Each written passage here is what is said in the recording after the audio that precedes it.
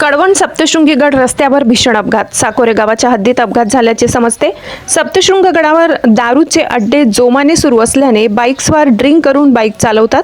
हा बळी देखील ड्रिंकचाच प्रकार आहे हे नक्की। MH18 BC 6761 सफेद रंगाची स्कॉर्पिओ कार, पुढच्या काचेवर महाराष्ट्र शासन असे नाव होते। या कारने धडक दिल्याने दुचाकीस्वार जागीच ठार झाल्याची सूत्रांकडून माहिती आहे। कळवण सप्तशृंगीगड नांदुरी नाशिक या महामार्गावर सतत अपघाताची माळ लागलेली आहे की काय असा प्रश्न नागरिकांना पडलाय।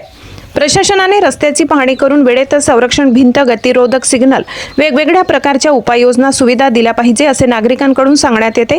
दुचाकीस्वार कोल्हापूर फाटा येथील आहे असे समजते। त्याचा व्यवसाय ढोलकी वाजवण्याचा होता। तो लोकांचे मनोरंजन बाजाराच्या दिवशी, यात्रेच्या दिवशी ढोलकी वाजवून गाणे म्हणून करायचा, हा त्याचा व्यवसाय होता।